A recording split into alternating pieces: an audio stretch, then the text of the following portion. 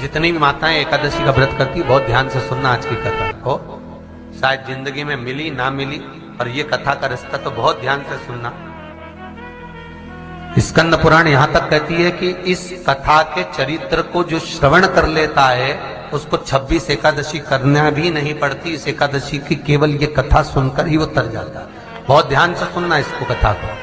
एकादशी के दिन जब आप जल शंकर को चढ़ाने तो रोज ही जाते हैं। जब एकादशी का दिन रहे और शंकर जी के मंदिर में आप जल समर्पित करें तो 3 बार मुख से स्वधा स्वधा स्वधा या स्वधा स्तोत्र का पाठ, जिसमें 12 श्लोक 2-4 हैं। पैसा तो आ रहा है और घर में टिक नहीं रहा। डॉक्टर में, पुलिस में, एक्सीडेंट आदि में, कहीं गलत जगह पर, व्यसन में अगर पैसा जा रहा है, जुए में, मांसाहार, मदिरा पान, या कहीं आया पैसा आने में कमी नहीं, आ रहा है पर टिक नहीं रहा, रुक नहीं रहा।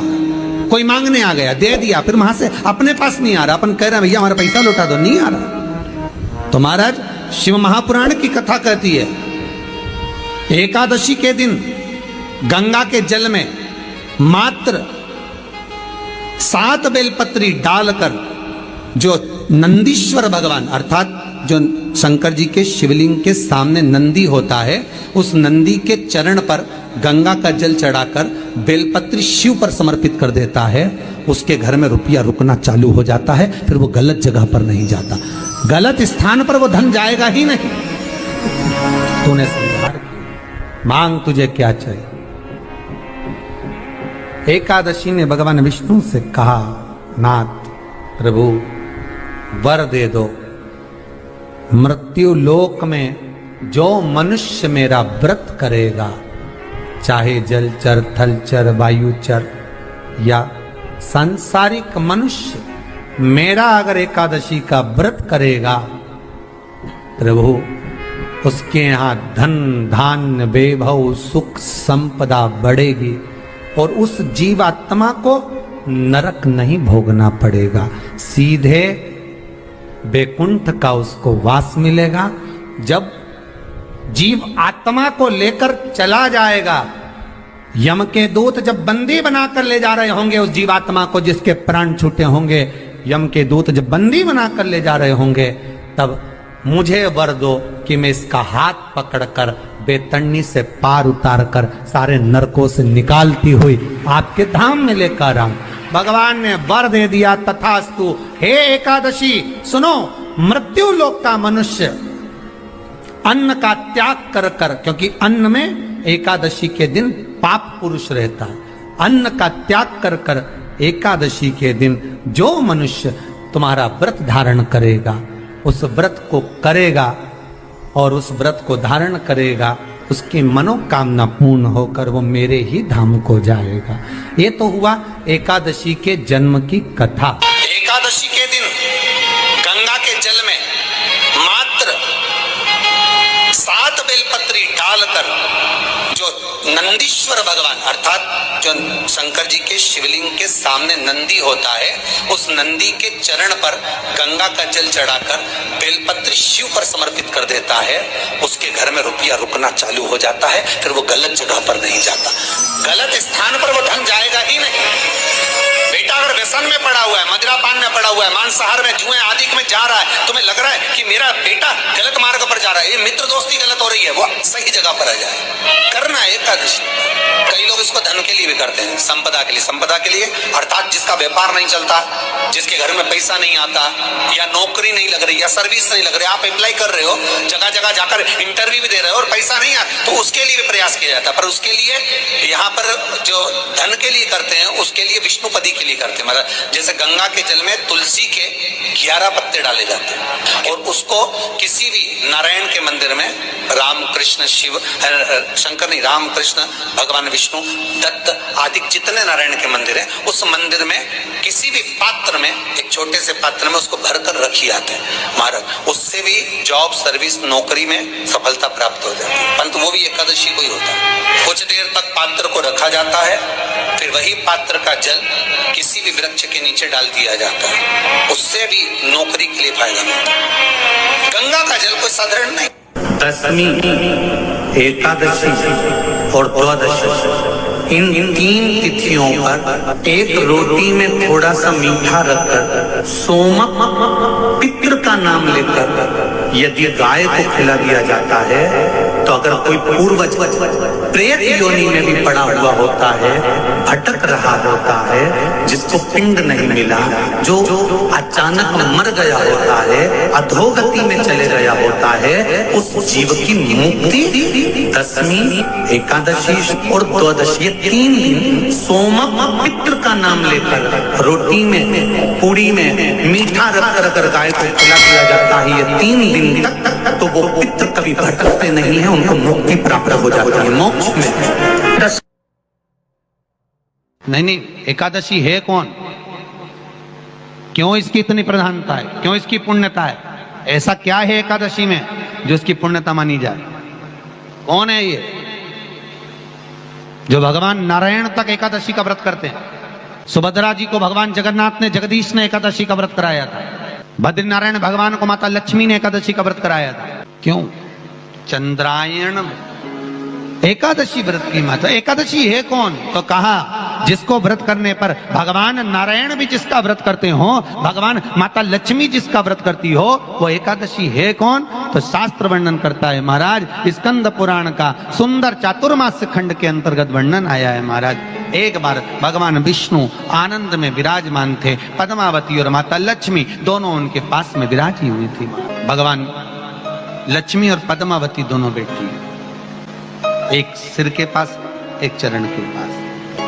कुछ समय बाद वहीं पर ब्रह्मदेव का आगमन हुआ और ब्रह्मा जी आगमन पाकर भगवान नारायण पद्मावती से लगकर उठे और उठकर लक्ष्मी की ओर झुके।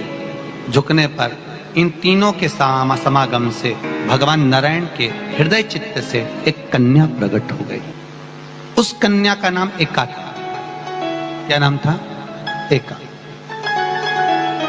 अब 10 उसके गुण इतने प्रबल थे, वो 10 गुण उसके बड़े प्रबल थे कि वो एका जिसको निहारती थी उसको संपदावान बना देती थी,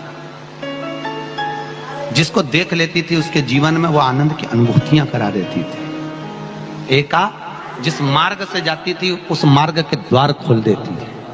एका का पुण्य इतना पुण्य प्रखर। पद्मावती और लक्ष्मी ने कहा महाराज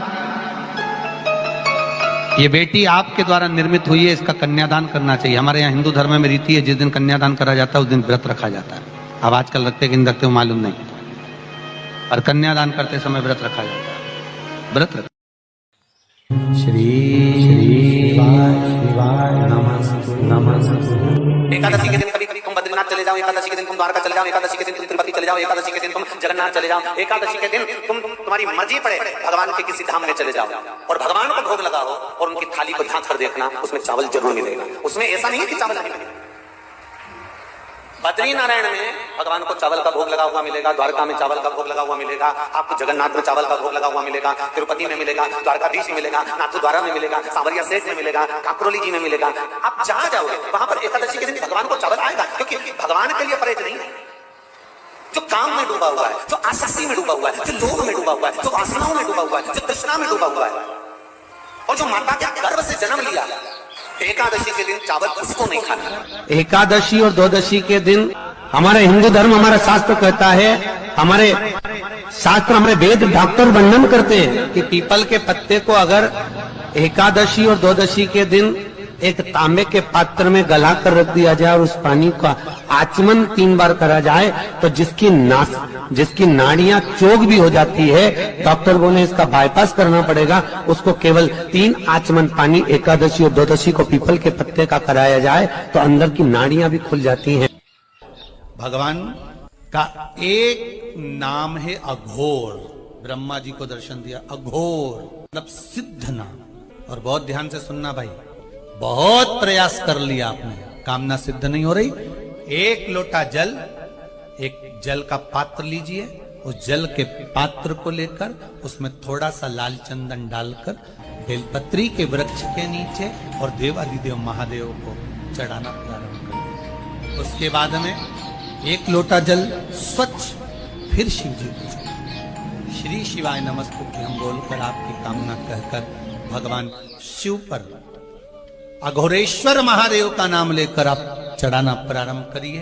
बाबा आपका कार्य 3 महीने के अंदर पूर्ण कर देगा, सफल। बेलपत्र होते हैं, उसकी इसको छेद तो करते नहीं है सुई से, बेलपत्र की डंडी को बांधते जाओ 108 बेलपत्र की माला बनाना और माला बनाकर भगवान शंकर के गले में शंकर के शिवलिंग को जो चढ़ा देता है उसकी मनोकामना भगवान शंकर पूरी कर दे। 108 बेलपत्र की माला बनाकर शंकर भगवान को समर्पित करी जाती है।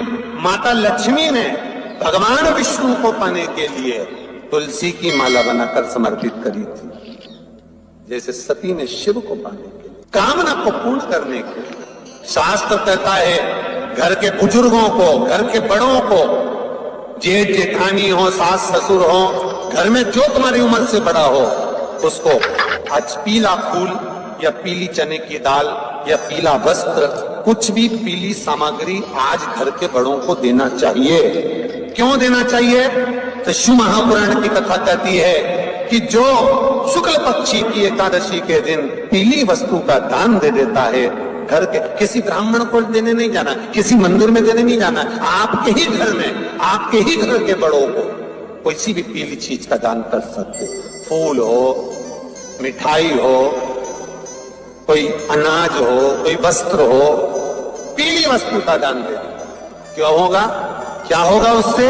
शिव महापुराण की कथा कहती है उससे जिंदगी में कभी बड़ी बीमारी प्रवेश नहीं करती। सनातन धर्म कहता है बट वृक्ष की पूजन करने वाला, बट वृक्ष के नीचे शिव की आराधना करने वाला, लोम समर्पित कर जल चढ़ाने वाले का जैसे कर्ज मुक्ति होती है, उसी तरह आंवले के वृक्ष के नीचे मात्र ताजा मिष्ठान दूध का बनाकर उस सामग्री को भगवान आंवले के वृक्ष के नीचे पूजन करने से लक्ष्मी और संपदा की वृद्धि होती है। शमी के वृक्ष के नीचे मात्र ओघड़दानी अवधूतेश्वर महादेव के नाम से, तो कहते हैं शरीर में बड़ी से बड़ी अगर बीमारी है, कहीं कैंसर जैसा रोग है या किडनी लीवर जैसा रोग है, कोई गांठ अगर शरीर में हो गई है, तो शमी के वृक्ष के नीचे दूध का जल थोड़ा सा हफ्ते में एक बार अवधूतेश्वर महादेव के नाम से समर्पित कर देने से रोग का निवारण होने लगता है, रोग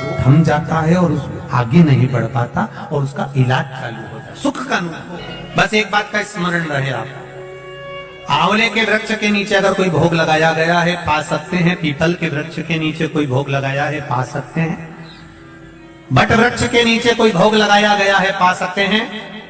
जिस वृक्ष के नीचे भोग लगाओगे पालोगे, शमी वृक्ष का जो प्रसाद है वो आपको वहीं छोड़ना पड़ता है। हिंदू धर्म के 3 व्रत ऐसे हो गए जिनका पुण्य समाप्त नहीं हुआ महाराज। पहले नंबर पर एकादशी, दूसरे नंबर पर प्रदोष और तीसरे नंबर पर शिवरात्रि। एकादशी भी 26 है तो प्रदोष भी 26 है, शिवरात्रि केवल 12, और अगर अधिक मास की पड़ जावे तो ये 13, पर अधिक की आय तो 13 है। तो यहाँ शास्त्र कह रहा है कि 3 व्रत हमारे यहाँ जिनका पुण्य समाप्त नहीं हुआ, जिनका पुण्य प्रबल हुआ बड़ा, इसलिए आज भी माता एकादशी का व्रत करती है। और एकादशी का व्रत कर कर अगर कोई जीवात्मा को देते हैं, कोई मर भी गया तो उसको एकादशी का दान देते हैं। बहुत ध्यान से आज की कथा सुनना कि एकादशी का आपसे आपके बच्चे पूछेंगे, मम्मी हम भगवान विष्णु का दर्शन करते हैं, हम राम जी का दर्शन करते हैं, हम कृष्ण भगवान का दर्शन करते हैं, हम भवानी माता का दर्शन करते हैं, हम शंकर जी का दर्शन करते हैं, हम सारे देवी देवताओं का दर्शन करते हैं, पर ये एकादशी माता तो कभी नजर ही नहीं आती।